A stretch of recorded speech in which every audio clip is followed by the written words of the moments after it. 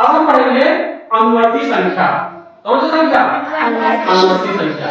इससे पहले हम पूर्ववर्ती संख्या पढ़ चुके हैं। पूर्ववर्ती संख्या पढ़ चुके हैं। पूर्ववर्ती संख्या में क्या बताया गया था, एक बार हम रिवाइज कर लेते हैं। अगर हम ये कहें कि 5 की पूर्ववर्ती संख्या क्या होगी? 4। क्या होगी? 4। 10 की पूर्ववर्ती संख्या क्या होगी? 9। यानी एक घटाते थे, क्या करते थे?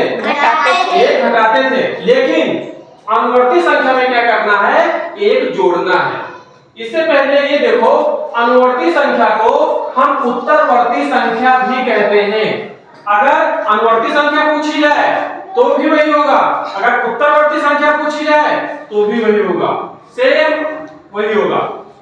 इसमें क्या है, किसी संख्या में एक जोड़ने पर जो भी संख्या होगी, एक जोड़ने पर जो संख्या प्राप्त होती है वह दी गई संख्या की अनुवर्ती संख्या होती है।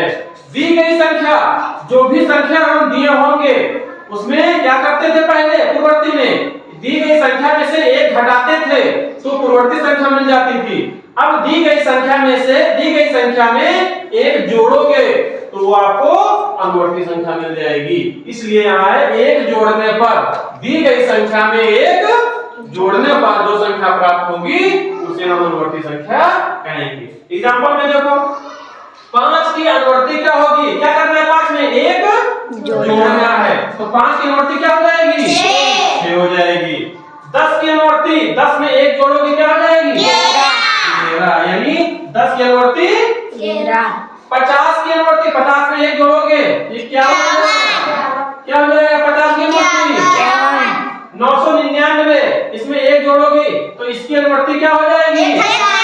1000। यानी किसी भी दी गई संख्या में एक जोड़ने पर जो संख्या प्राप्त होगी वह दी गई संख्या की अनुवर्ती संख्या होगी।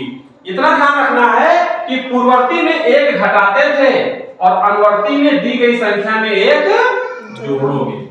पूर्ववर्ती में एक क्या करते थे? एक घटाते थे, और अनुवर्ती में क्या करोगे?